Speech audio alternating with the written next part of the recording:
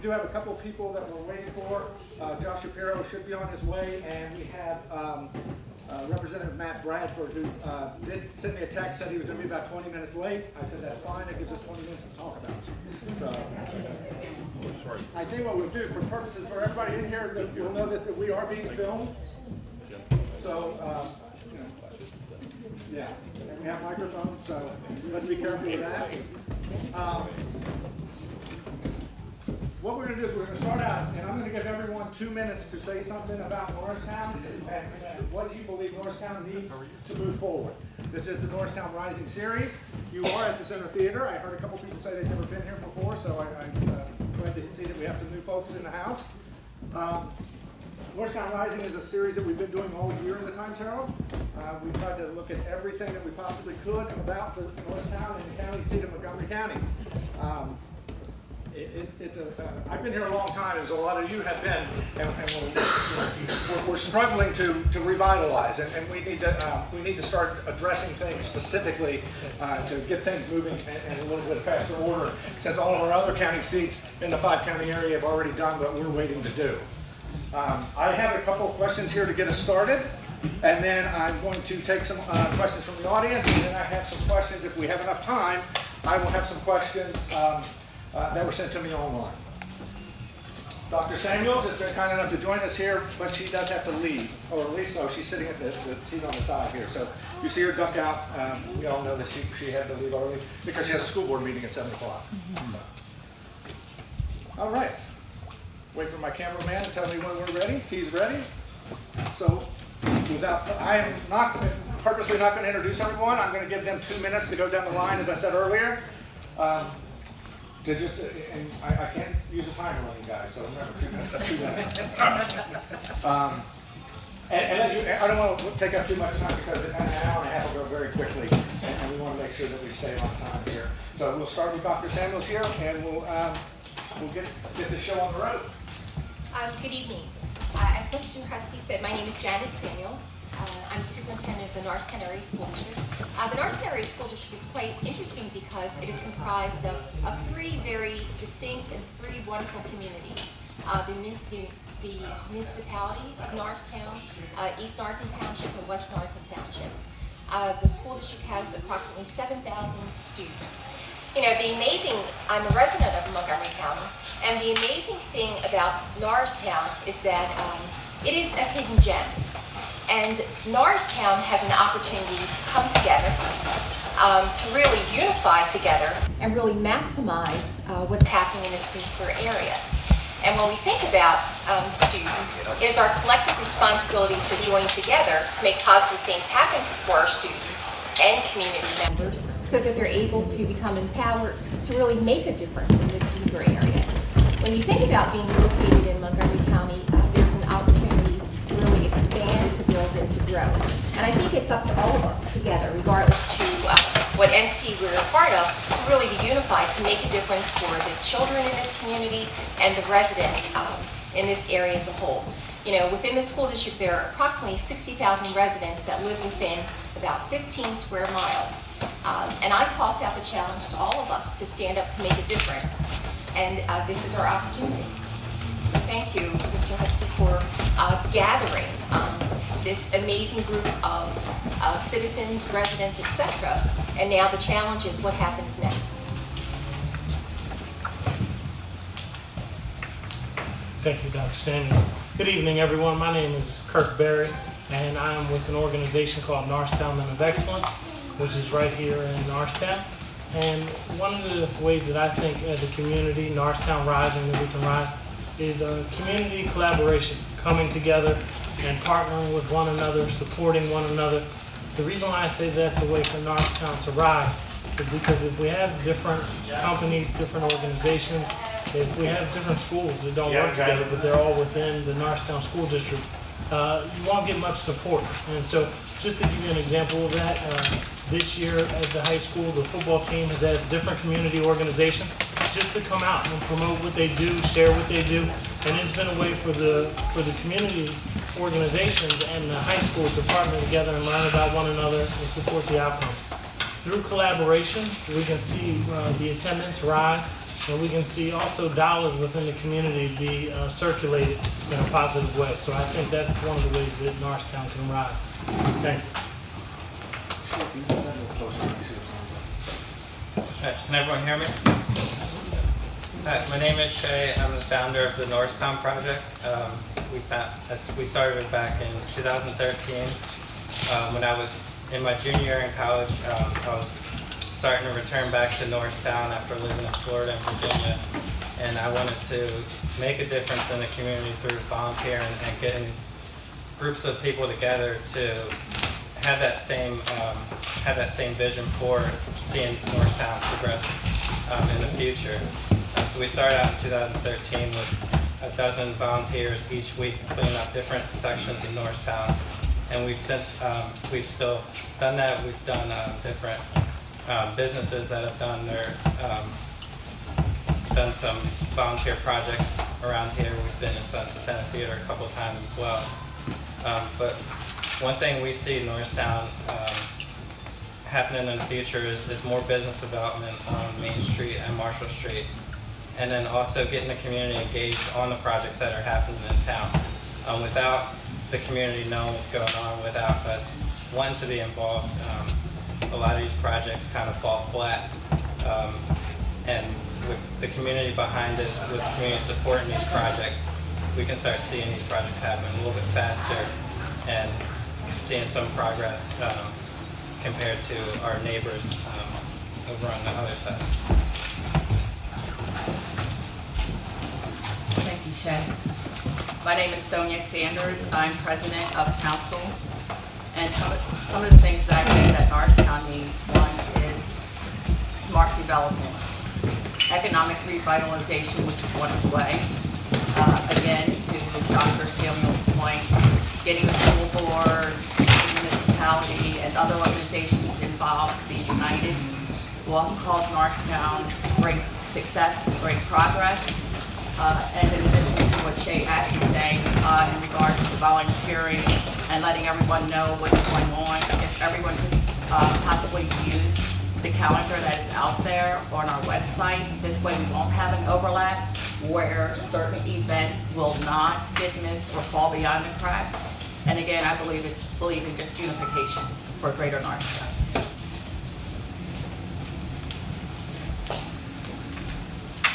Good evening, everyone. My name is Bill Caldwell. I'm the second district councilman representing the downtown area and the lower end of the west end. I have been on council for 10 years almost now, and will be leaving council in January as my term is up and we are term limited. So I guess I have probably the long-term perspective here tonight. I was born and raised in the product of the Norristown School District. Born and raised here, went out to college, went off, and ended up coming back to my hometown. Fell in love with it all over again and have not ever stopped being in love with it. Norristown is a magnificent place to live. It is one of the best kept secrets and one of the best small cities in Pennsylvania. Having said that, I think it's important also for everyone up there to remember, or at least to start thinking about, Norristown has a population officially of about 32 to 35,000. If you go unofficially and look at all of the people in town, it can rise, some estimates rise us up to 45,000. To give you some perspective, that's the size of Wilkes-Barre. I think it's important for us going into the future to begin to think of ourselves and for everyone to begin to think of Norristown as what it is, and that's a major urban area, a major urban center right here in Montgomery County. I think, and given that perspective, what I see that we have, what we've really struggled with, and what has been the long-term goal of many councils going back, has been really economic revitalization. My feel is that centers largely around commercial development in the Main Street and the Lafayette Street areas, those are going to be critical. And development in those areas, sane development, the right kind of development, is going to be critical for us financially, for us as a community, and for the general welfare of all of those neighborhoods that surround downtown. So I think that is really, again, in my opinion, that is really where a lot of focus has got to be placed, and we've got to do the right things, get the right businesses, and the right kind of, build the right kind of neighborhood in the downtown to help us support all the other great things that we do. Good evening, Mark Talbot, I'm the police chief. So I think that what I see in Norristown is, first of all, I'm only here for 2 years. It still feels new to me. I don't think Norristown needs to be any different than it is.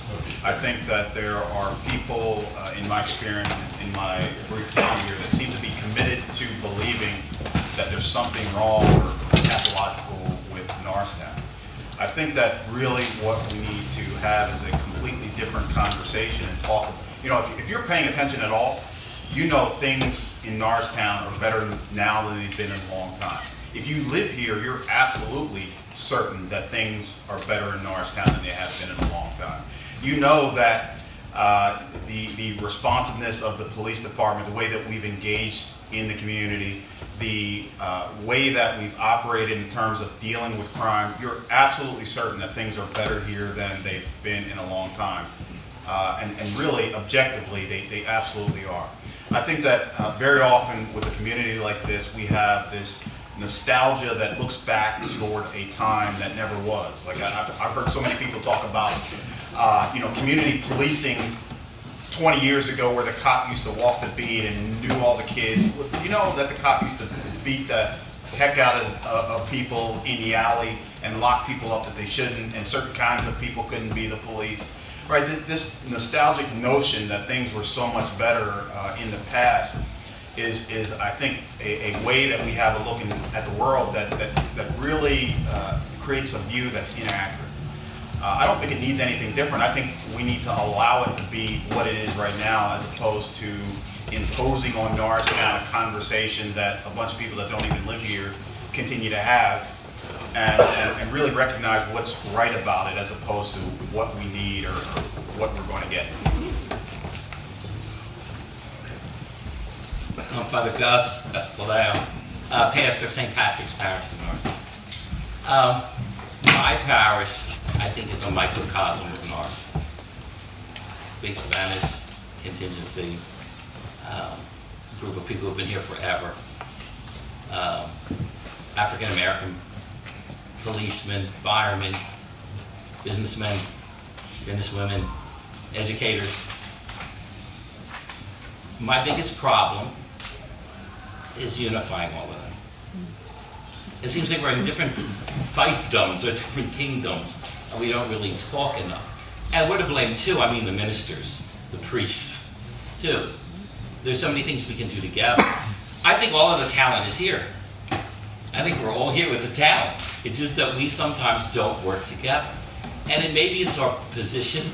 I mean, many of our jobs are 24 hours a day, and we only see part of the slice of life that we should really see together. And it's wonderful to work together. And I think that's what we should start doing, is working together. And by working together, I think we can really do something really spectacular here. As I say, my place is a microcosm. We got everything there. We have ESL classes, we have Spanish classes, we have health programs, we have everything under the sun. Doesn't mean that anyone's not doing a good job. The school district's good. I love the fact that I was there last week. They have Spanish for Spanish speakers, a class I put in at Columbia when I was there years ago. Wonderful. The police department, I have no problem with the cops. They're really good to me. And when I call them, they're always there. I see them around.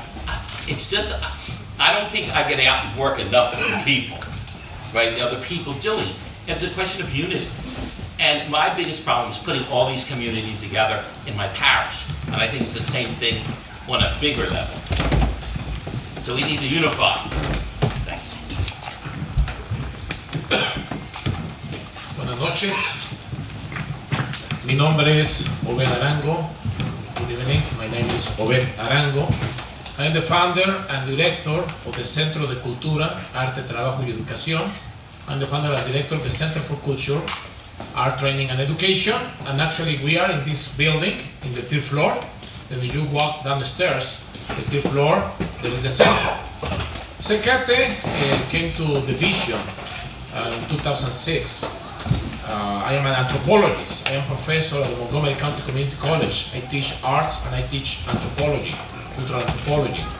And seeing the growth of the Latino community here in town, multiplying at 300% in 10 years, passing from 9% to 27% in 10 years, and seeing the challenge of education, I dream with a center in which the Latino community can bring the best out, can bring the best and be a strong positive force in this town.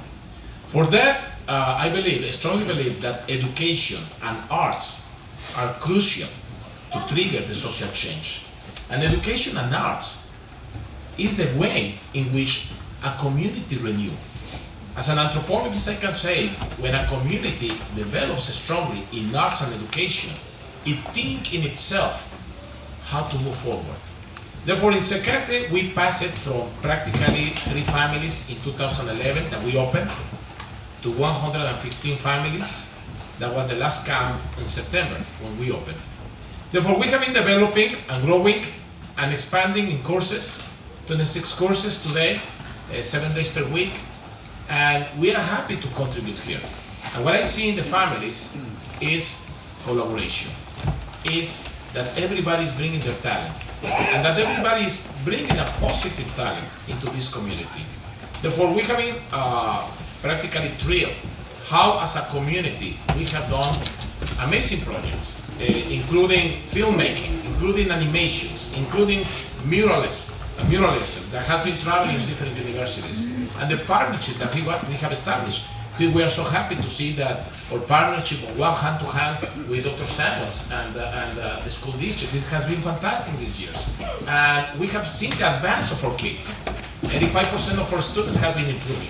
Therefore, in that way, I have seen, this last 4 years, how a community coming together, pursuing the best of it, can really transform life. And here we are, we're in the 3rd floor.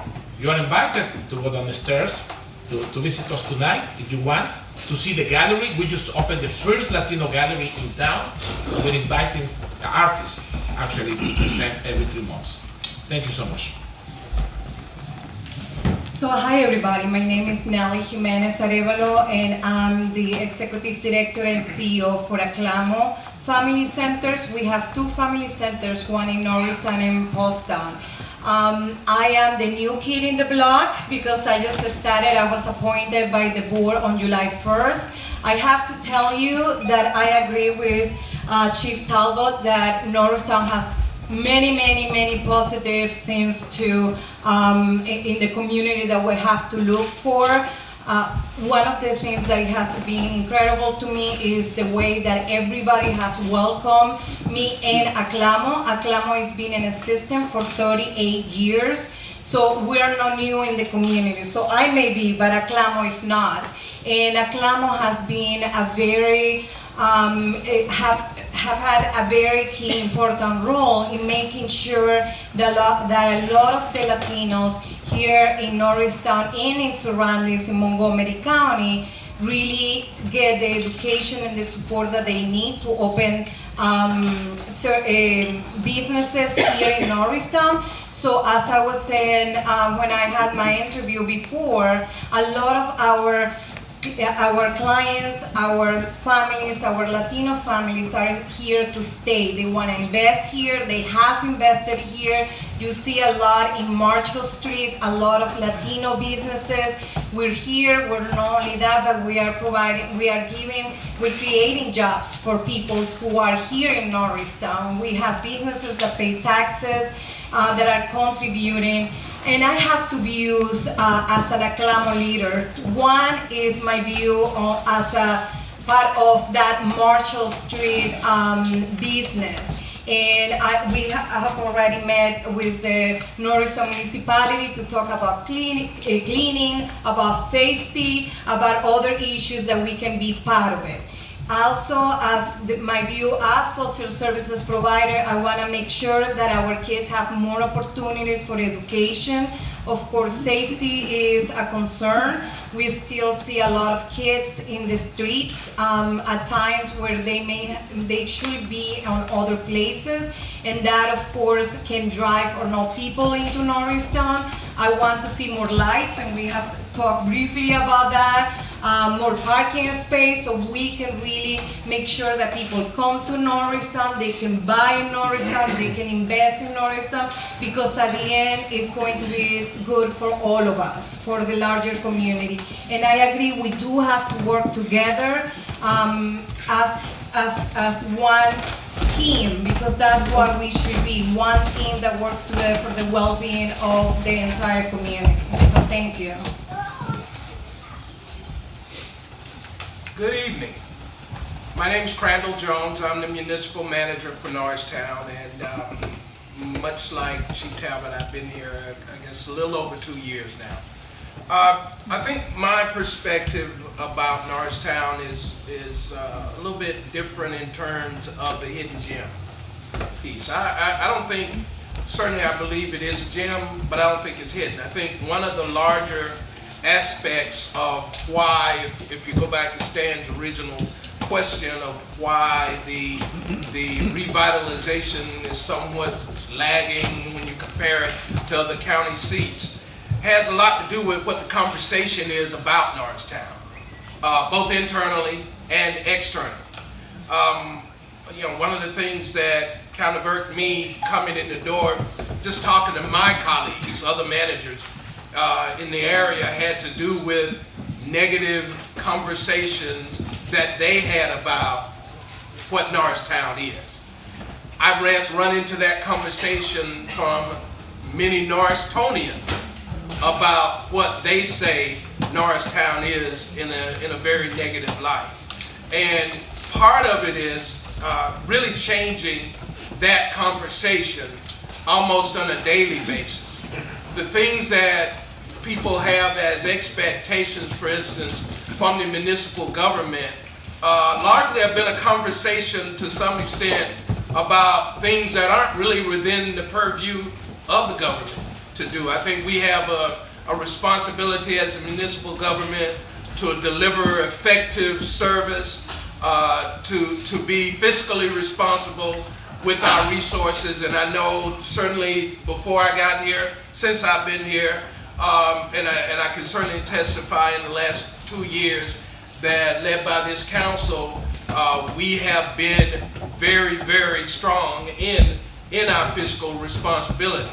In terms of things like economic development, you know, Norristown didn't start rising with this series of Norristown Rising. Norristown's been rising for 20 years or more, 25 years or more. This is not an overnight process that can happen.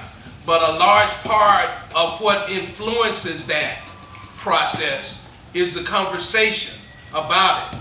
And let's just, you know, call it what it is in terms of what the general world out there sometimes wants to define this community as. And it's not that. It's not that when it comes to the school system. It's not that when it comes to the government. And for us, we're not trying to be the King of Prussia. We're not trying to be Ambler. We're not trying to be Starbucks. I mean, let's just be realistic in what it takes to bring business here. You got talented professionals at the county, at the state, and then all of these, and to the extent that I've talked to almost everybody for sure at this table and other agencies about what it is. So I think there are a lot of things that are positively happening, millions of dollars of development going on in Norristown right now. But it's as an attitude about who we are that we need to embrace, and that who we are, or who people try to define us as, that we need to rebut. Thank you. Thank you, Crandall, and good evening, everyone. My name is Josh Shapiro. I'm honored to serve as chairman of the Montgomery County Board of Commissioners. And let me just acknowledge a few members of our county family who are here, and then say a few words. First, the vice chair of our board, my colleague, Commissioner Val Arkush is here in the third row. We're also joined by our Commerce Director, Carolina DiGiorgio, who's done a lot of work here in Norristown. And let me give a special shout out to Judge Nicholas, who's here. We appreciate all that you do and have done for many years in the county. I have a unique perspective, I guess, of all the members of the panel, maybe with the exception of my good friend Representative Matt Bradford, who just got here. I have the opportunity to work in Norristown each and every day, to represent Norristown, but to also represent the other 61 municipalities of Montgomery County. I have a chance to look all across our great county. So I have both the perspective of Norristown from being in Norristown every day, but also from representing all of the county. And let me be very clear about how I feel about Norristown. I am bullish on Norristown. I am bullish on Norristown. And I'm bullish on Norristown really for 4 reasons, which I think are exemplified by your presence here tonight, and really I think can be demonstrated by this theater, Stan. I'm bullish on Norristown, number 1, because of infrastructure. Number 2, because of the leadership and partnerships that exist in this wonderful municipality. I'm bullish on Norristown because of our extraordinary diversity. And I'm bullish on Norristown because of our community engagement. And let me give you a sense of what I mean by each of them. There is no other municipality in Montgomery County that is seeing the type of investment in our roads than Norristown is. Norristown is seeing more investment in our roads than any other municipality. The investment from the county, from the municipality, from the state, from the federal government, from an infrastructure perspective, I think sets us on a course to very, very positive results, and I'm sure we'll talk about that more as the night goes on. Number 2, on leadership and partnerships, and you see many of them both up here and in the audience here tonight. There was a time when this type of leadership, when these types of partnerships, when folks couldn't even sit together at a table like this, didn't exist in Norristown. It exists today, and I have found that oftentimes when you have to get around a table and solve a problem, usually folks can figure out what the answer is relatively easily, but when personalities get in the way, it stymies progress. I see a lot less of that in Norristown, and I am bullish on Norristown because of the leadership and the partnerships that exist. Number 3, diversity. There is no other community in Montgomery County with the extraordinary diversity that Norristown has. This is a good thing. This is something for us to celebrate. To have a community where the Latino population has tripled over the last decade, where the African American population is rich and vibrant, where you have people like, I see our ambassador who's lived here for many years, and all of those communities coming together, working together, understanding that our future exists if we are together, is something that no other community in Montgomery County has. This is something that will be a strength for us going forward. This is something that as we make strides together in Norristown, we will look back and say that our diversity was a key reason why. And finally, community engagement. We travel all across Montgomery County. There are communities where folks don't show up to talk about what's happening in their neighborhood, in their communities. Here in Norristown, that's different. People care about where they live. They want to see their community strong and strengthened, and they want to make sure that those who are their neighbors, those who are their coworkers, those who own the restaurant next door to their shop are people who also care about their community. When you have an engaged community with strong leaders and a government that's investing in infrastructure and a community that starts with a rich diversity, lots of good things can happen. I'm really proud of where we are, and I'm proud of where I think we're going, and I know we'll talk about that more tonight. And I'm honored to represent Norristown together with Val Arkush. Good evening. I'm State Representative Matt Bradford. I want to apologize for running a little late. I told Stan, much like our state budget, everything's running a little late in Harrisburg these days.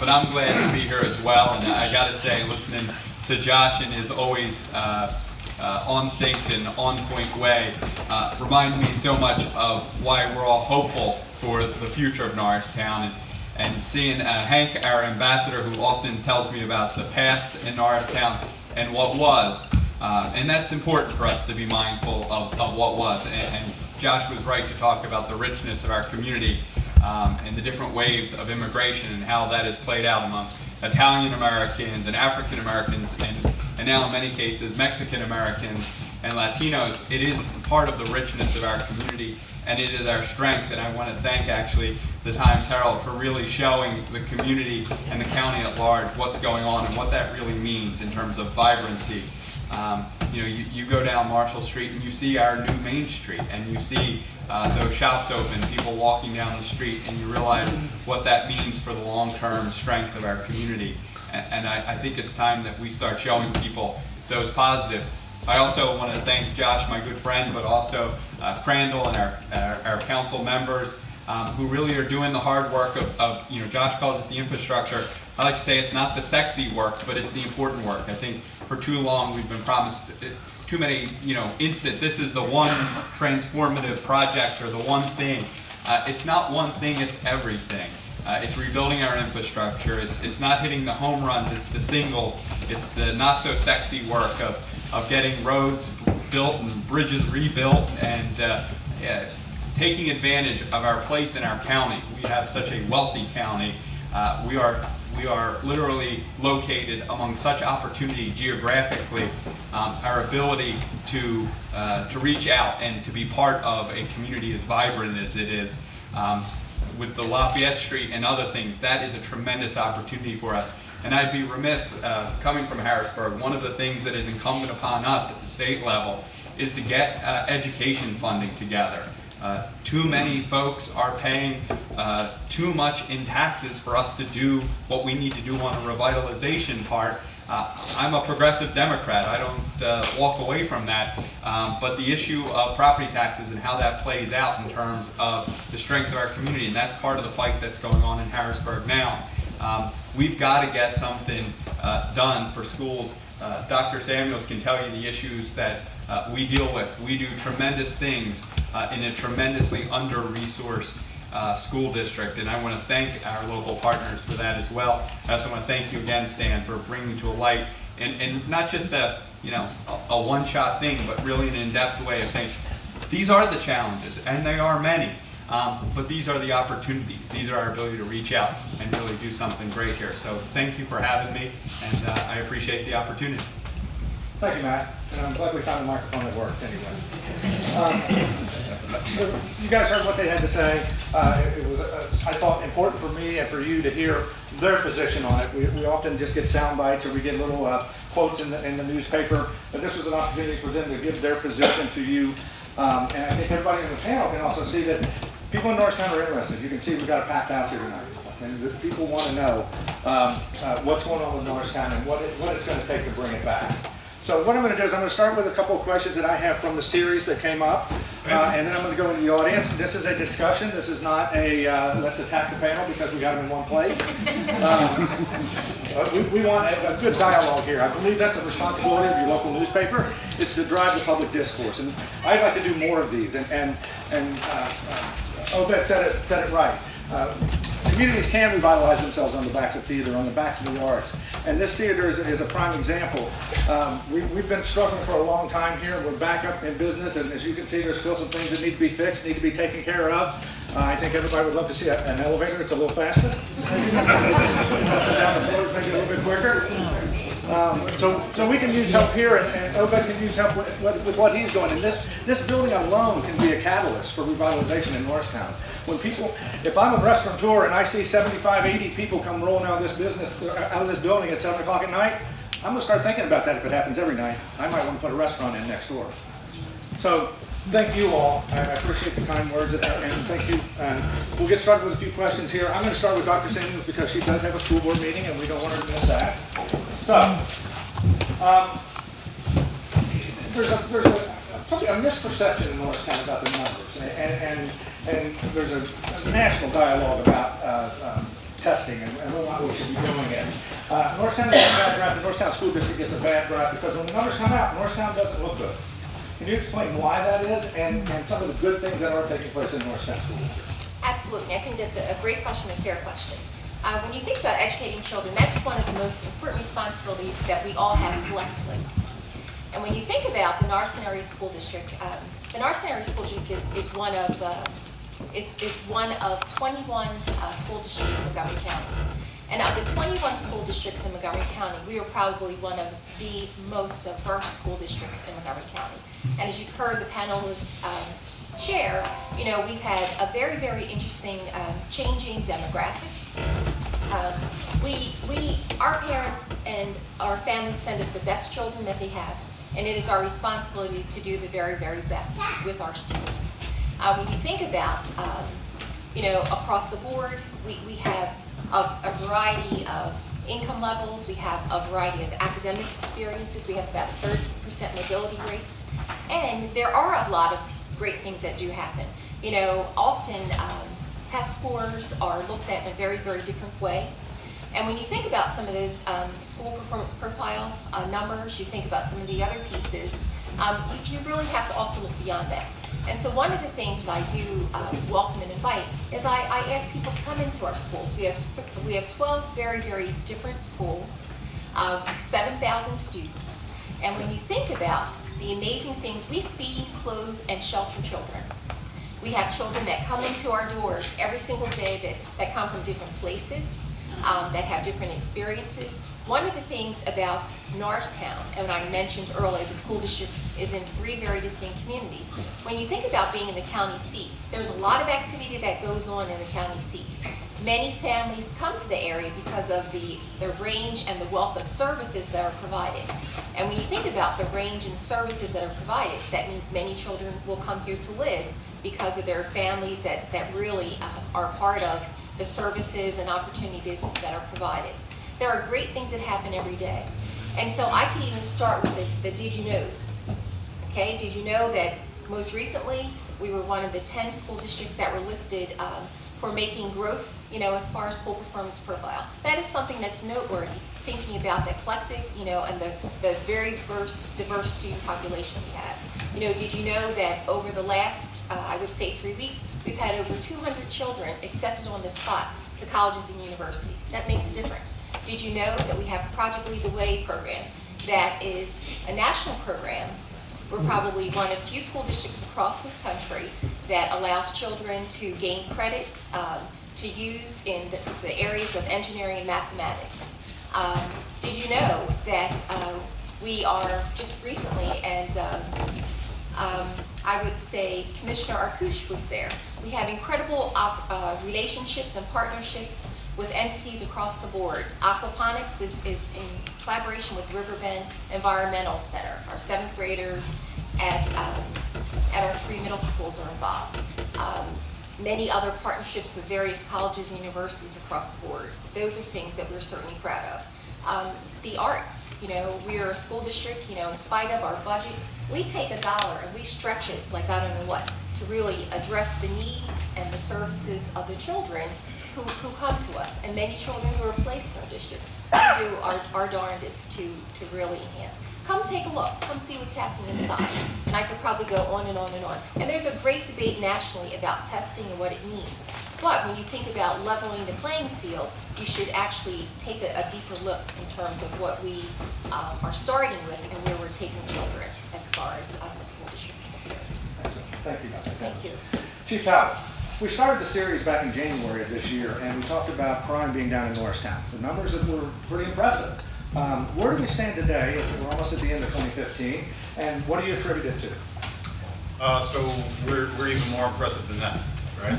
We ended 2014 at about a 21% reduction in serious crimes, Part 1 crimes, and we're standing about 18% right now, a reduction from that.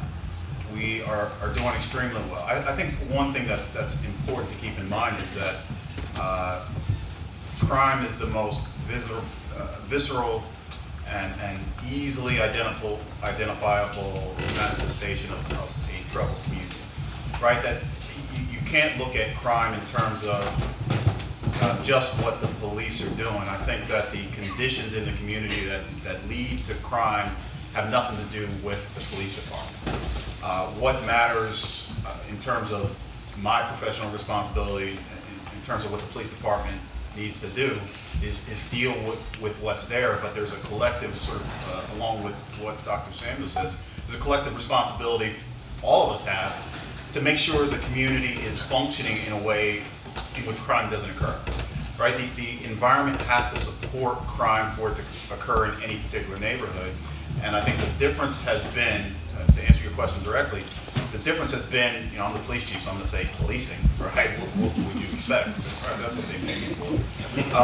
But also the difference has been the tremendous level of engagement that I've had with people that really want to know what we're doing, that are forcing me to be accountable for the job that I do every day.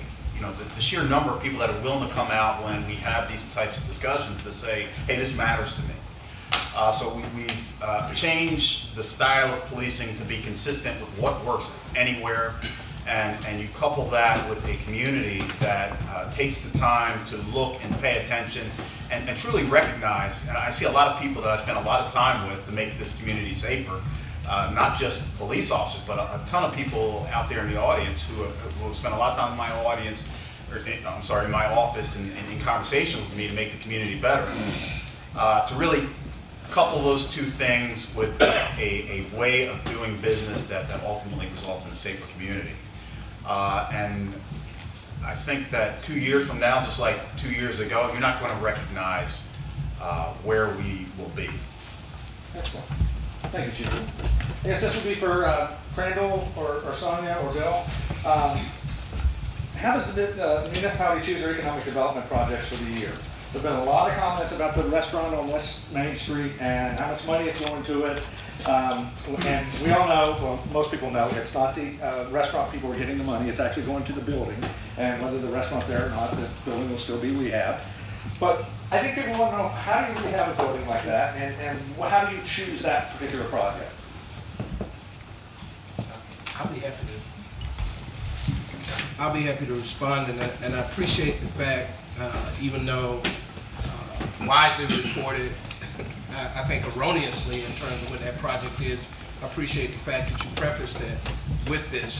This project really was not about the restaurant at all. I think the good news story that was initially told, which is the true story, was that a local business has had an opportunity to relocate and expand, and was able to participate with a developer who has a significant investment in Norristown. And really the project was about supporting that developer in making sure that he could get a tenant in there that was desirable for the downtown, as opposed to some of the types of tenants that were approaching him about the building, and which he had legally had a right to put in that building, but nobody wanted to see a drug rehab center in our downtown. Nobody wanted to see an adult daycare center in our downtown on some of our prime property.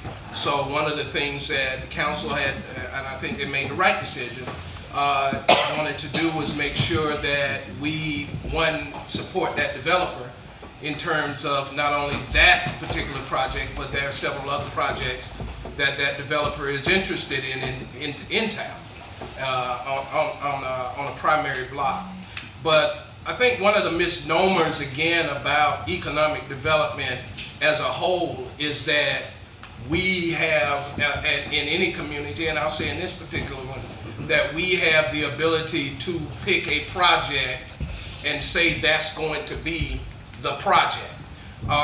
What we've been doing, and I think this council, and I also want to take a moment to acknowledge that we do have other council members in the room. I see our Vice President, Mr.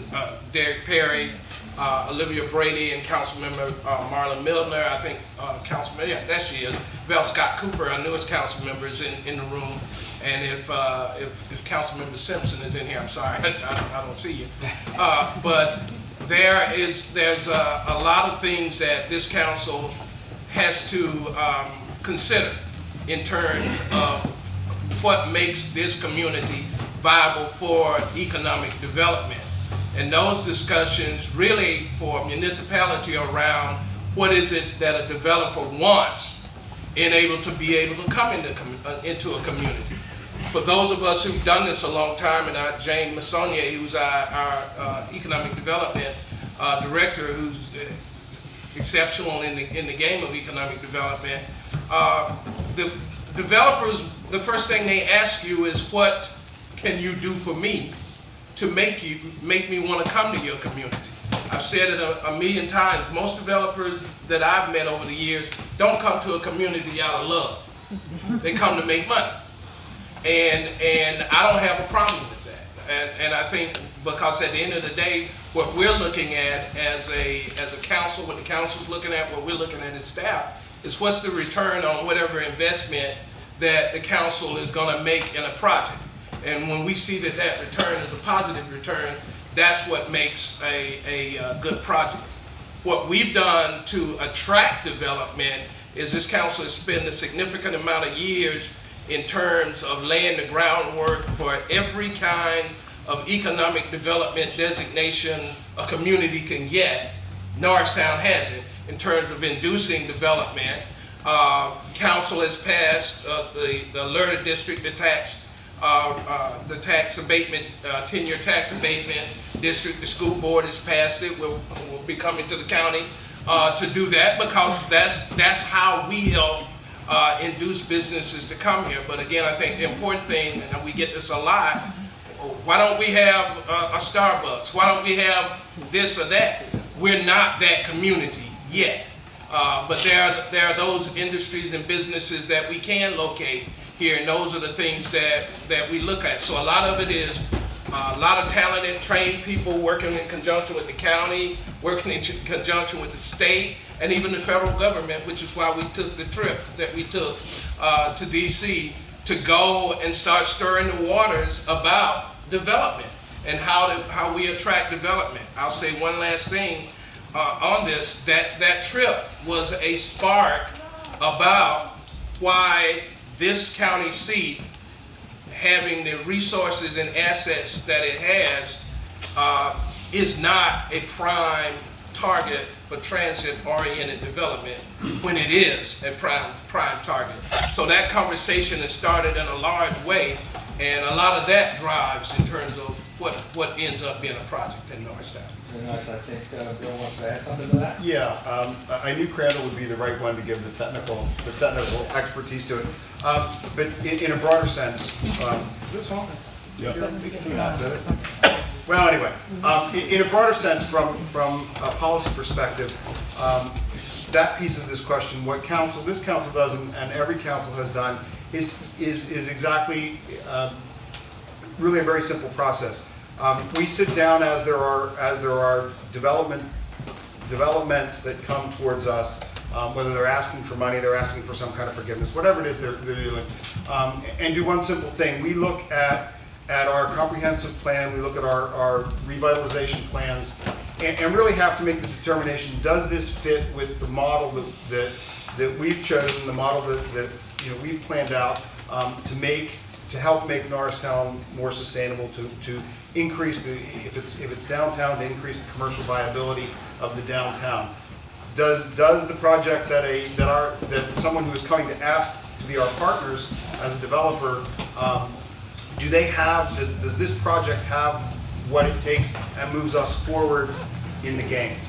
It may not be like someone's alluded to here. It may not be a home run, but this is really a game of small ball. It's about the singles and the doubles you make.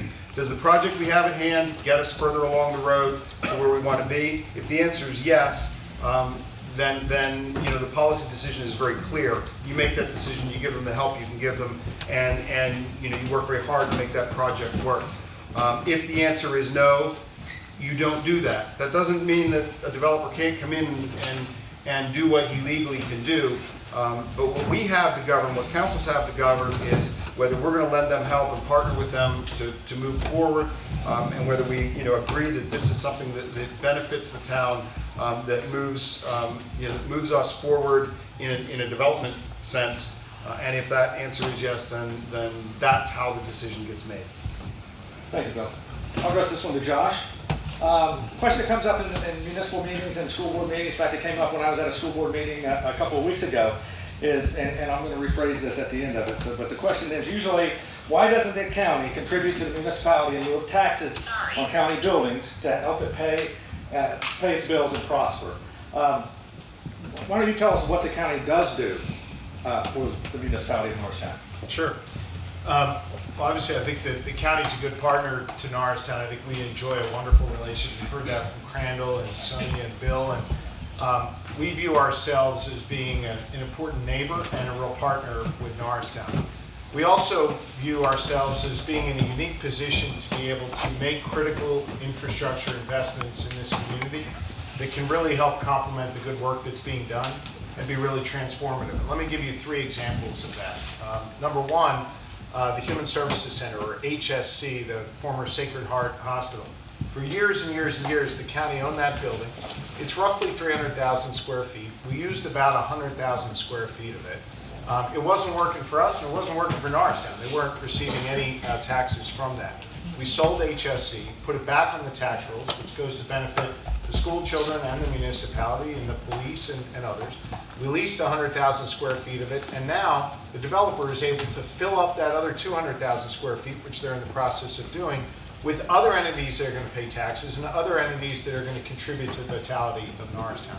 That's one example. Number 2, Lafayette Street extension and the slip ramp that will connect it to the turnpike. Look, I got a lot of criticism when we started because I voiced skepticism about the way economic development had been done in the past between the county and Norristown. Too often I felt that the county, in a way to sort of say to Norristown, oh yeah, we really care about you. Here's $50,000 for streetscape, right? For new brick pavers and lighting, which lighting is important, brick pavers are nice. But at the end of the day, it wasn't creating a single job. And we said, instead of doing that, we really want to invest in our infrastructure. And the best example of that is Lafayette Street. This is going to extend from roughly the 202 bridge all the way up to the Pennsylvania Turnpike, a brand new beautiful road and trail enhancements that is going to not only ease congestion, but most importantly, will open up Norristown in a way that it has never been opened up before. And if you go back and you track the economic development challenges that Norristown had, it wasn't because of something that happened here in Norristown. It was because the Plymouth Meeting Mall was built and the King of Prussia Mall was built. And all of a sudden, the commercial center of Norristown was cut out. And at the same time, Norristown was essentially cut off from the rest of the community. When you look at how our community has developed across our great county, take a look at Fort Washington, take a look at Plymouth Meeting, take a look at King of Prussia. All 3 things have one thing in common. They have a slip ramp off the turnpike, the major thoroughfare through our community. Lansdale, Tominson is another example if you go up the northeast extension.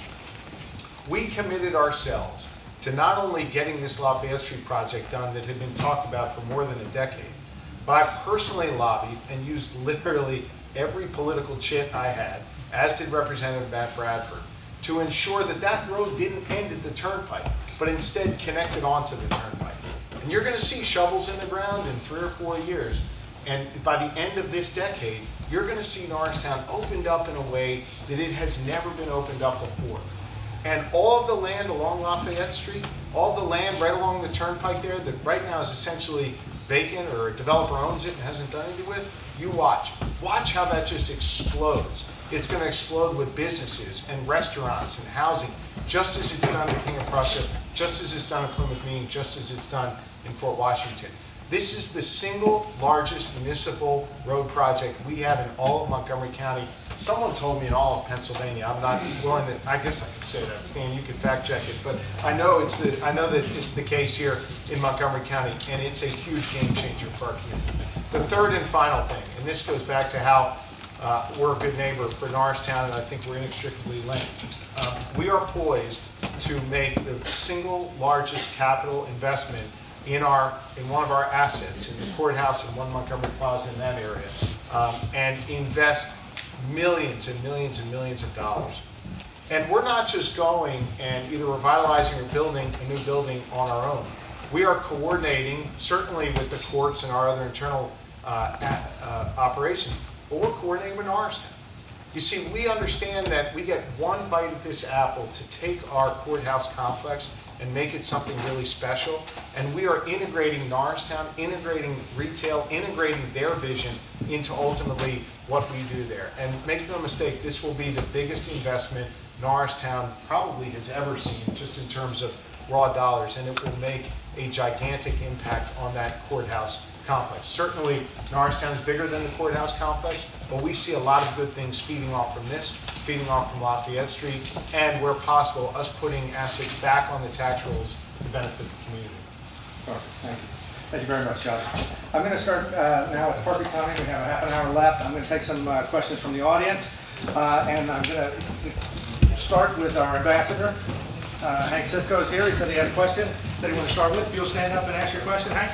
Is it a question or a statement? Just do whatever you want. You get 2 minutes, Hank. I just turned 91. I'm 92, and I'm a great.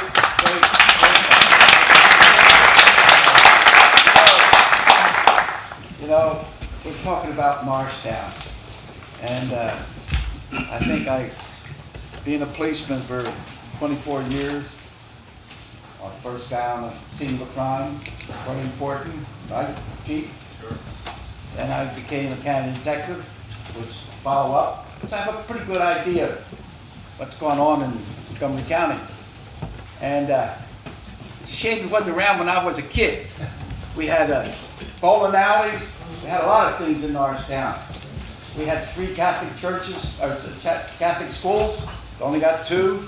We had a whole gang of public schools, not here. Bowling alleys, got everything, you know. So, you know, another thing about Norristown has to come together. Okay, get to know everybody.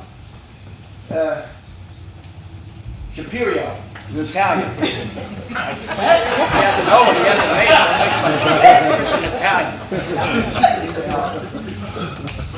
Norristown was different.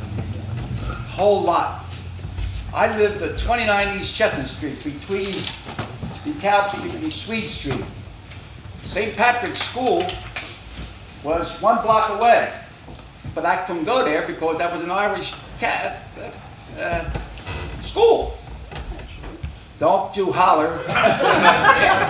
That's okay. So I had to walk by it to go to Holy Savior. I had to walk across a creek. But you know, things have changed.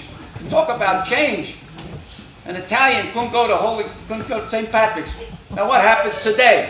You got an Italian pastor. Italian pastor is the head guy over there. So, and then when the Norris Theater, we had all right, this last thing. You asked me a good question the other day. What's that? Huh? Tax? That was your question. Oh, what's the question?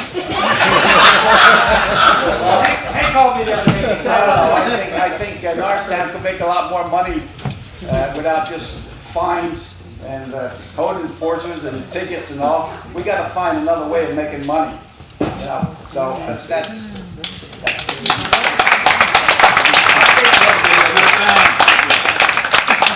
Hank, it's 92, I get all that, but so he's sending me emails on his iPad. So Hank is not completely out. And he knows what he's doing.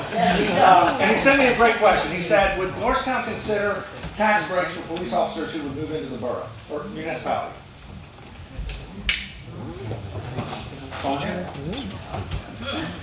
I get the tough one, being the home run block, but I'm not sure if we would actually consider a tax break, because in the event if we would consider a tax break, what about the employees that actually live in Norristown, that work in Norristown?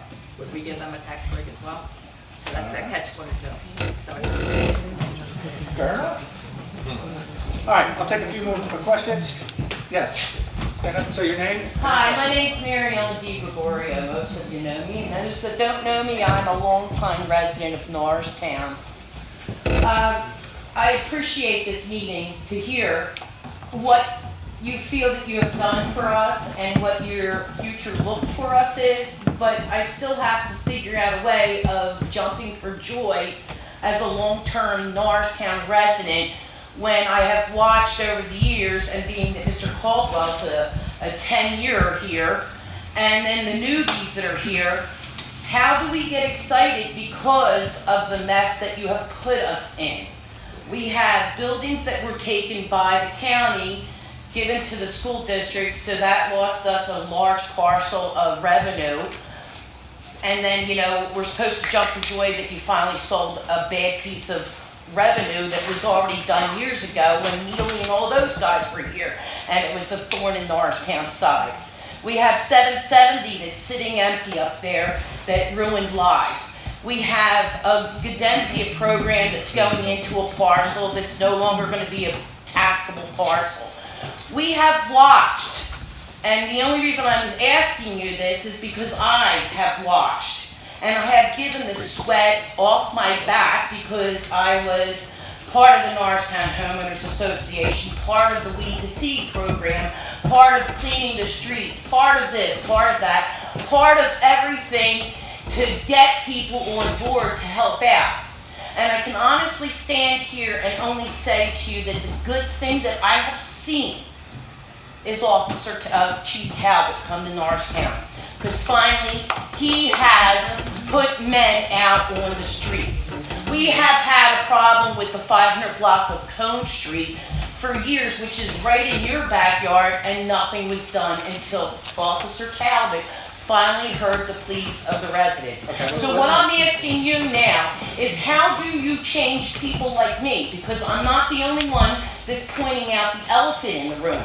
Most of these people would like to say the same thing, is how do we get on your cheerleading bandwagon to say, yeah, this is going to work, when nothing has? Okay, thank you very much. Does anybody want to address that? Thank you. I appreciate you.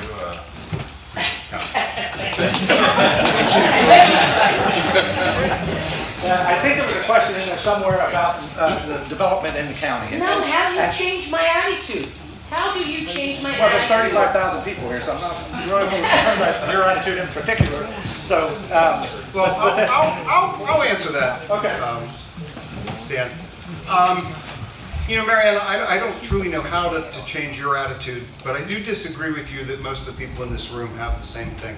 I think there's a whole lot more people in Norristown that love the town, that understand that it's like any other place, it's not perfect. No town is ever perfect. I sit and I think it was Chief Talbot that said something about the history that never was.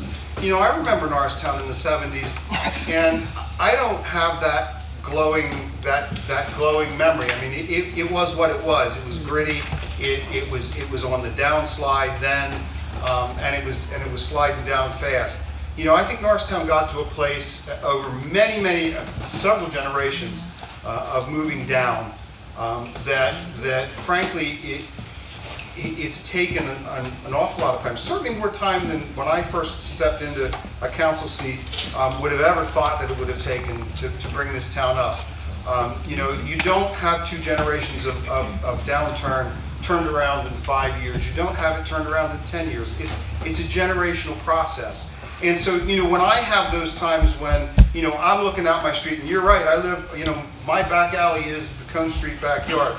When I look out my back alley and see things that I don't particularly like or that shouldn't be happening, the only way, the way that you've got to be able to refocus what you're looking at is number one, the town is worth caring about. Number 2 is no matter how far down we got, and no matter how slowly the progress is, we're making progress. And number 3 is that, sometimes you've just got to just realize that the place isn't perfect.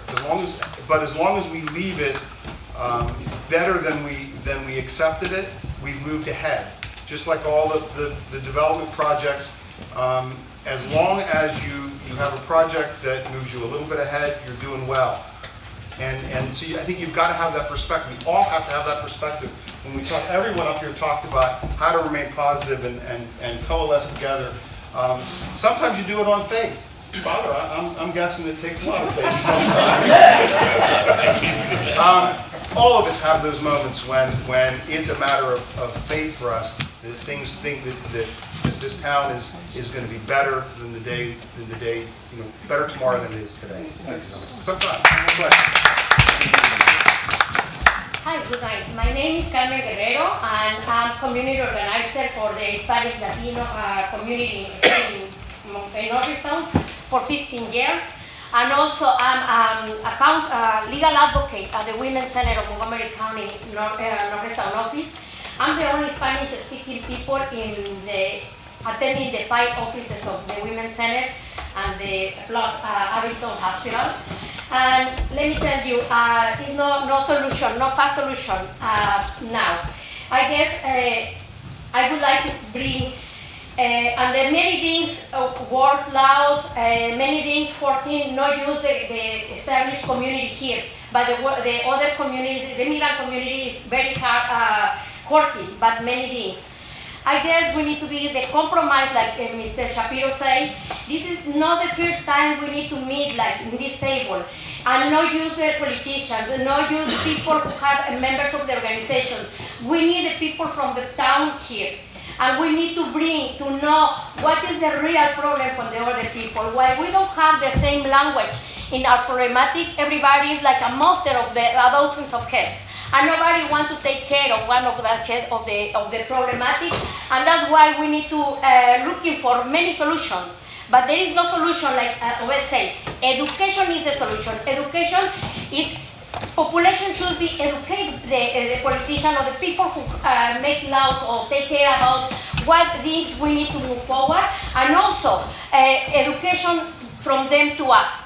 When we not want each other and start to see us as enemies, we need to move forward as a community. For me, my dream for Norristown is to bring tourism. Because I guess it's no place to bring enterprises or other things, companies. But I guess Norristown have a lot of historical places that what we need to bring again. Thank you. Thank you very much. Bring all the tourists you want right here. We want to have them in here. How about the second row? Hi, I'm Marianne Lynch. I'm the Executive Director of Habitat for Humanity. And my question is pretty simple. I think there's a great array of representation up here at the table, but one thing that I think is missing is where's the conversation about housing? I think that is a big issue in Norristown. We have a very aged housing stock, and there's a lot of challenges with the housing that is in Norristown. So I feel like that needs to be a huge part of this conversation that is missing. So I'm just wondering why that wasn't chosen as part of this conversation. Actually, it was. We just did a piece on housing in Norristown. I haven't addressed it yet. If anybody wants to take a shot at it, last part was on I guess the different types of housing in the borough, in the municipality.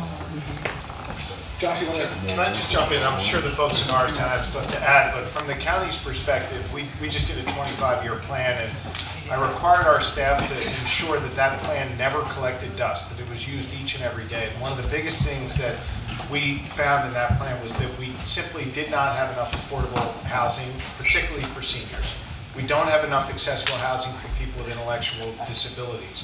And what we're trying to do is rectify that all across our county. There's some highlights of that you're seeing happen right in Norristown. I think Arbor Muse is a great example. Norristown Council has come to us for I think 1 or 2 LERTs for housing in Norristown. There's a new proposal for some housing where they've sought our help over by the old Einstein Hospital. So I think there is a desire from the county's perspective to invest in housing, particularly affordable housing for seniors, particularly housing for folks with intellectual disabilities. I'll leave it to Norristown to define what some of their other specific needs are, but we view this as a county-wide challenge, and it's one that we're trying to meet both here in Norristown and across the country. What I was going to say was the last part, somebody just reminded me what it was about. It mainly focused on rentals, because rentals have now surpassed Norristown for home ownership. And I think that's an issue, is how do we get more homeowners in Norristown and to balance that out? Well, I think one of the things you have to look at is what is the national trend, and Norristown is not immune to what the national trend is. Again, it goes back to that this isn't that anymore in terms of what the world is looking for housing. It's well known among folks who deal in the industry that the glut in the United States has to do with rentals and not with single family homes, because there's a 9 million unit shortfall of housing in the country. But specifically to Mary Ann's point, this council has been working with Habitat for years, putting money into making affordable housing. But let's not ignore the issue is part of how a community gets revitalized is the development of market rate housing. And projects like Sarah Peck's project, which are market rate housing, which I think for years the mantra was, not in Norristown, that's not going to happen. And what she's showing is a very successful model of market rate housing being developed in the community. So we're investing in both. You look at the apartment, the Luxor apartment complex that's being built on Sandy Hill, and to your point, even with the 770 Sandy project, that building is now being acquired as well, and it's going through a review process for redevelopment. So I mean, housing is happening, but what's happening in Norristown is a mirror of what's happening in the United States. Millennials and folks after millennials, whichever that new generation is, they're not looking to put down the kind of roots that we grew up looking to put down. They want mobility. And what Norristown is a mobile community. So we're trying to do things to reinforce housing stock, and there are plenty of things we're doing out in the community. And then our focus really is trying to bring mobility and housing mobility in the downtown area to take advantage of transit. Very good, very good. Yes. I'm Lynn Santangelo. Lynn Santangelo, I write the Norristown Diary blog, so I try to keep my fingers in every aspect of what's going on in Norristown, so I can, when people come up to me and ask me what's going on with such and such, Mary Ellen does all the time. I try to have an answer. But I also did a 6-month or so stint with the Norristown Business Association earlier in the year. And so I tried to get to know the business community. And I think a lot of people really want to know what's going on with our downtown. And my question is, are there, and I'm opening up to everybody, not just council, not just government, are there ideas about how we can bring downtown back? Somebody over here had said, West Marshall's the new Main Street, which I totally agree with. And I've said over and over again, why can't we learn from what's working over there and apply it downtown? So any ideas that anybody wants to throw out, I'd like to hear. Oh, good. Yeah, Oh, I'm sorry. Thank you. Yes, absolutely. Thank you. There are two things that first I want to address. First, I want to say, I always open saying, Viva la comunidad, not like to the community. The division to say you and them, it doesn't work. We are the community. That's the very first thing that we have to address. We are the community, and we walk together on the streets. As a professor, as an educator, I invest all my day in the morning, first with college students, and then all the evenings and afternoons with the kids, with the students of second grade, third grade, fourth grade, until 12, being mentored, to sit down with them, working with them, face to face, working that they can improve. Therefore, when as a community we work together, breaking down those barriers, actually we can create avenues, access to new opportunities. Let me tell you something that has been happening, for example, in the case of Secati. What this that happened is that several of the students came thinking that because they didn't have a good English, if you had not noticed my accent, I would be disappointed when I have an accent. And in most countries, to be bilingual is a plus. In most countries, to speak more than one language is a plus. And suddenly, Latino students started to feel behind because they were in ESL, because they were in English as a second language. And suddenly I started to tell to my Latino kids, no, you are learning 2 languages, you are opening 2 worlds, you are becoming binational, bicultural, bilingual. And in that way you can be a plus in this town. And we can be a positive force in this town, creating jobs, creating businesses, creating restaurants, opening the stores, having celebrations, bringing traditions. And in the last 4 years, we have students in Secatry. We have won the first place in sculpture at the Barnes Foundation. We have won the second place in art at the Kimmel Center. Here, kids of Norristown, we have won twice awards from filmmaking with the Books Film Festival. We have produced 5 movies and 2 animations. We are talking kids of 8 years old to 15 years old. And the transformation of these kids and these families is amazing. You should see, last month, downstairs, 60 families working on the 3rd floor, renewing the place. And now we will start to have plays and murals. And the murals that we have produced in several panels are traveling to the University of Pennsylvania, to Villanova University. Therefore, what I'm saying, nobody will change your attitude, for example. I don't remember your name, I'm sorry. That's okay. Nobody will change your attitude. You are the only one that can change it. Nobody will change your attitude. You are the only one that can change it. Nobody will pursue how, for example, in the renovation of the things, investment is important, development is important, but how the community is embraced in that development. How the communities that are marginalized today will be part of that, for example, because those are the talents that are coming tomorrow. The new challenge that we have in the new scope, that practically the town is 33%, 33%, and 33%. I am anthropologist, remember that? That we can bring the best of each culture in order to work together. And that's what I talk to my students at Monco every day. Our work as an anthropologist is to understand the culture, to create a model where we can actually regenerate. And I do believe I want walls to do some murals, positive murals. And I'm asking now. Thank you. Okay, thank you.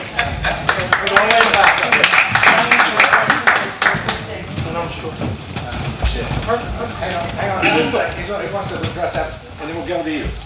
I'm born and raised from Norristown. I grew up at 647 Astor Street, which is right where you call the new Main Street, Astor or Marshall.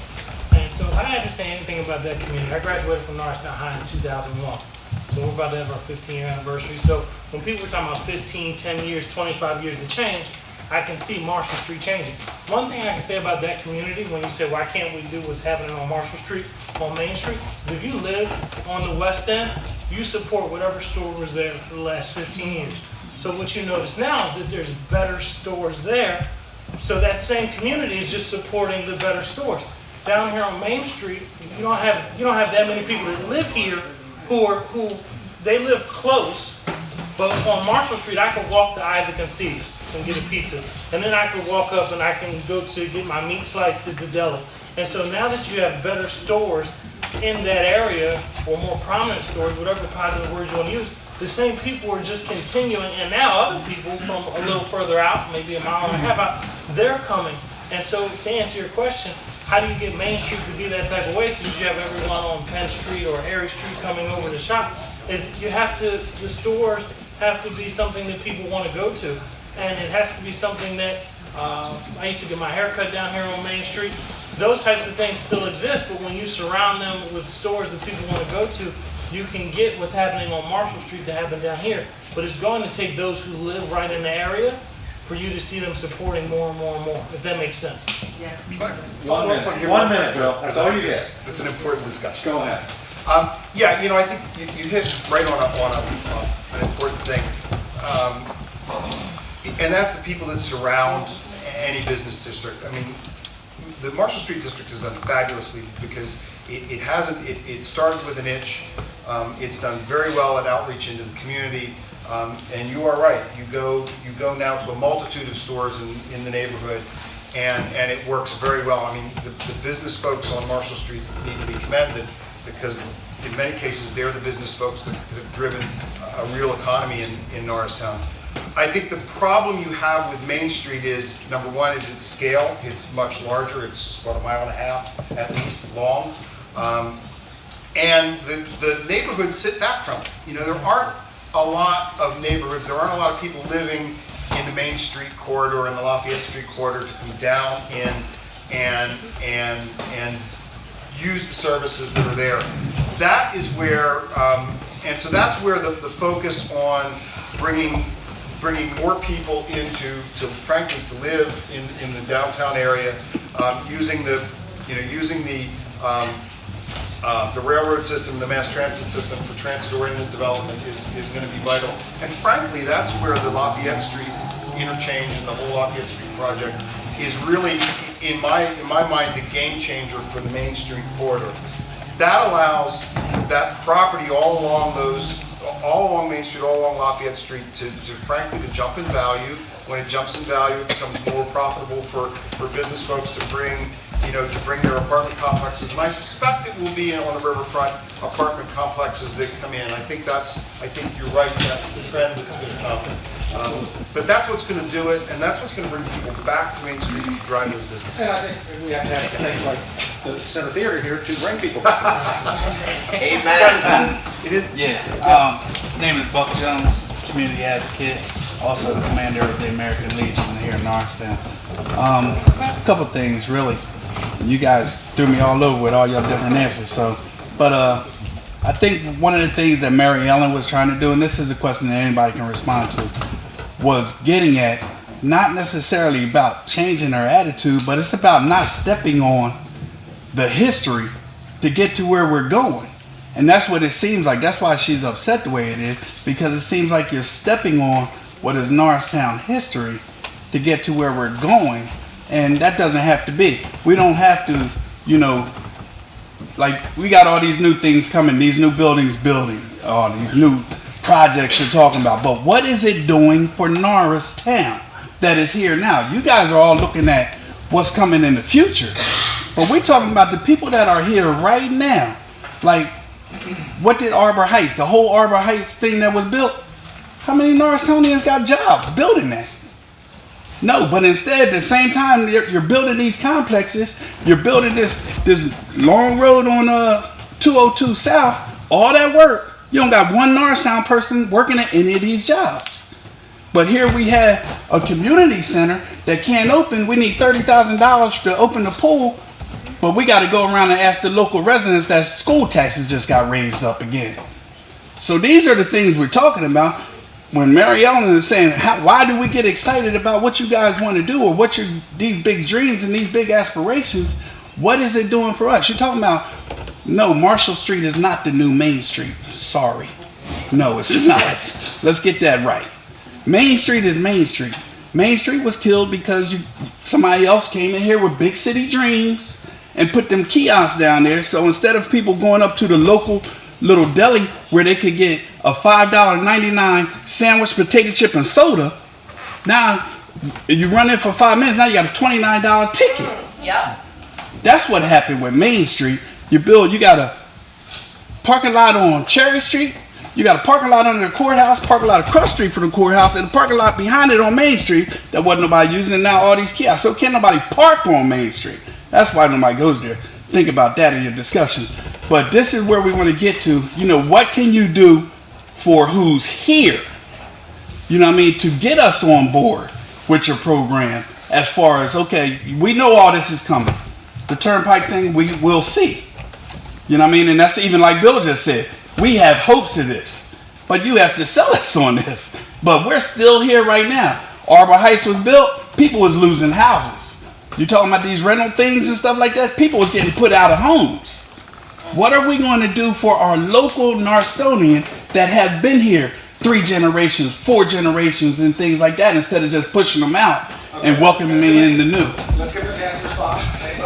I'd just like to say, I think that it's important that people who sit at a table like this run toward people like Buck Jones and Mary Ellen and address their issues as opposed to run away from those types of questions. I think it's essential to recognize that it's really not a great government that makes a great community. It's just the other way around, right? A great community makes a great police department, makes a great government. So it's really essential that people be willing to ask those hard questions and hold us accountable for real results right now, as opposed to, I look at the world in a very positive fashion, but let's not sit up here and pretend like there ain't nothing that Norristown's been through that's all wonderful, right? There absolutely has been challenges. I think we've come a very long way in terms of how the government functions. But we could be mad at the question, but let's not act like it's crazy. You know, let's not pretend like there are no challenges that aren't driving the emotion that bring these types of things to the table. And I think what we can do right now is to make sure that we continue to engage with people like that and then live up to the challenge that they present. Excellent, thank you, Chief. We're actually at 7 o'clock, folks. What I would like to do now is hopefully you can see from this that we need to do this again. I think we definitely need to have another one of these, and we'll absolutely set it up. What I'd like to do to finish this off is I'm going to give anybody on the panel that would like 1 minute to say something that they didn't get to say or that they wanted to address earlier. If you don't have anything, that's just fine. Again, we are at 7 o'clock, but if you have something that you would like to address, take 1 minute. Go ahead, Nelly. I think I'm from Aklam, family centers in Marshall Street, and what I think I try to see things from the micro perspective and the more wider perspective. So I think the big projects are important, but I think the investment that we do in our community with our kids right now, with our police, are very important. So I agree with you. I think that it is important to invest now. What are we doing now? But I think it's also important to think about the future and what is coming next. So it's a combination. Excellent. Matt? I would just, and I know I touched on it a little bit when I started, but one is obviously the tremendous partnership with the county in getting Lafayette Street. I think that's a promise that is in the very near horizon and something that really offers hope, and not hope with an unlimited timeline, but something that's concrete and something that's already, the groundwork's being laid for that. And that's something to be positive about. The other thing, which is apropos to this discussion, but I think we didn't really get to, is education. And Dr. Samuels, I know, can talk about that more definitively. But the fight we're having in Harrisburg and the importance of school funding, it is so important. We realize that some of the things that make this community so strong, and I'm glad that we've talked about our new residents as a strength, but ESL and some of the poverty issues that we very much have in the community also are huge drivers of cost to our school district. And at the state level, we have culpability, frankly, over the last 5 years for not doing right by education.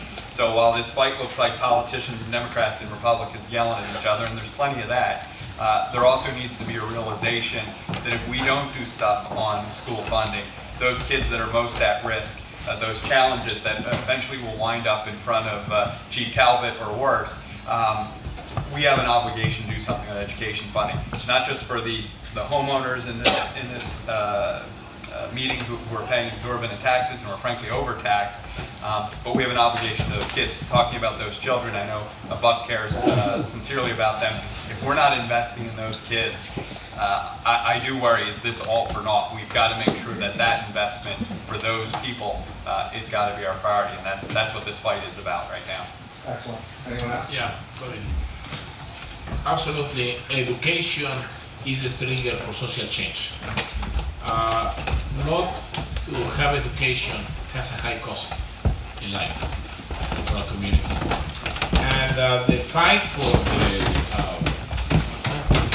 budget on education is crucial. But also education, it requires attitude. Kids cannot wait to be good in math. They cannot wait to develop their talents. They cannot wait to advance in life. They cannot wait actually to dream and to start to set the foundation for those dreams. I have 2 daughters. Those 2 daughters, my major investment, it was in their education. For them today to dream, to advance, to pursue university.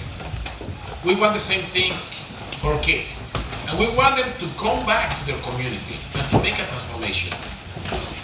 The leadership system that we have is doing that. We have kids that have been now for 4 years, and now they are mentors for new kids. Therefore, it's a cycle, it's a cycle. However, it's also the attitude.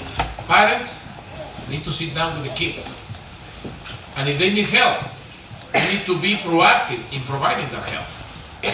While the budget is resolved, things should move forward. Thank you. Did you already get one? No, I didn't get my one. I got Josh and Just three quick final points. Number one, let's not lose sight of the short-term progress you've made. I chair the Pennsylvania Commission on Crime and Delinquency, a statewide agency designed to keep our communities safe. I can tell you that Chief Talbot and the work that he's done here in Norristown is almost unparalleled compared to other communities across the state. Short-term goal, reducing crime in our community. Your leaders here in Norristown are succeeding at that. Number two, we heard loud and clear that people in our community needed to be able to access the social services and the workforce development programs that the county had, but heretofore were not accessible to them. We've done that through our Commerce Department, through our social services agencies, driving that more out in the community. We've made direct progress on that in the short term. Yes, we should plan, second point, for the long term. We should invest in our schools. We should invest in big road projects. We should invest in infrastructure. And that's not disrespectful to our history. That's building on our history and making our community stronger in the future. The third and final point, I'm sorry that the gentlelady left. I wish she would have heard this point. It is not the job of government to change the personal attitude of an individual. It is the job of that personal individual to take a look at their community, see these short-term gains, see these long-term investments, and believe in their community the way that their leaders do. You have a group of leaders, you've got a newspaper editor, you've got other people here in this audience who believe in this community, who are making investments in this community, and it's time that we all believe in ourselves and we all lift one another up by having a positive attitude. Thank you.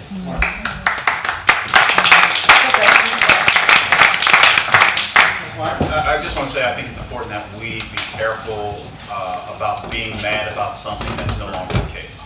You know, if you're still angry about something that happened in Norristown 5 years ago and it's gone, let it go. Right? Maybe you need counseling, but there's nothing that anybody else can do about it. I still think we need to address everybody's issue, but if it's gone, and let's move on. The second thing I want to say is I think it's important to take a position of being satisfied, right? And what I mean is this, is that we often act like I will be satisfied when this happens and that happens and the other thing. Well, how about if we're satisfied now and be committed to producing the conditions that we're looking for in the community? That it's a great place to be. If we're constantly looking for something that's not there, it's never going to come. So taking the position that I'm as happy as can be, and whatever's missing, I'm going to produce it. I'm going to do whatever it takes to get it here and move on from there. I think it creates for a better community. Shay, you want to say one more thing? I just wanted to say one quick thing. When we're talking about becoming more marketable to outsiders to bring them in to develop the businesses, we're talking about that the road is on its way and being completed. However, there is a road that's completed right now that we're not utilizing, and that's the Schuylkill River Trail. Each week there's 60,000 bikes that pass through that trail from Valley Forge to Philadelphia. And when you go on Main Street, there's 0 bike racks outside of the businesses. And that could be a huge game changer when you see signs on businesses that say bikes are welcome, runners are welcome. A lot of the time they have dirty shoes or whatever because they're going through parts of Manioc that's not developed yet. But those people are willing to spend $5, $10 here, and they're in and out real quick because they want to finish their exercise. But that could really help us bring people into Norristown. When you go between Norristown and Conshohocken, there's no signs to say get off here to go to the Arts Hill or to go to Omnes Cafe or Just Java, and that's what needs to happen now. When you go through Conshohocken, there's 5 to 10 signs. Over there, you almost run into the signs.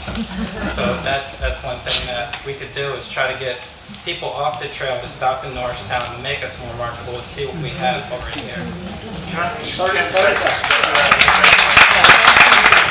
I love that you brought up the trail. Real quick, first off, Schuylkill River Trail, #1 urban trail in America according to USDA. Number 2, the county owns a property at the corner of DeKalb and Lafayette, I guess, where we want to put something in there, working together with Norristown, that would be a really cool point of access for folks on the trail. Number 3, we just went out with an RFP. We had such a successful bike share program along 2 parts of our trail in Oaks and over in Pennypack Trail. And we're going to ramp that up and put bike share all across our trails in Montgomery County this spring, which I think will help Norristown and help this area. So Shay, thanks for bringing it up. Thanks. Thank you very much. Folks, I want to thank everybody for coming out tonight. I think the community has brought up a lot here. I want everybody to know also on December 4th, we're having a free winter concert here. We have about 8 kids in our music school here, and they will be performing for you. We want to show everybody what's been going on here. OBED has a wonderful community downstairs on the 3rd floor. Free plug, I get that because I have to stand up here the whole time. And listen, guys, we just had our community leaders come out, and I think this is something that we need to keep going. Get them out here, let them tell you what is going on, and give you guys a chance to ask questions of our community leaders. I think that's what drives the public discourse, and I think that's what we need to be about. Give them all a big round of applause.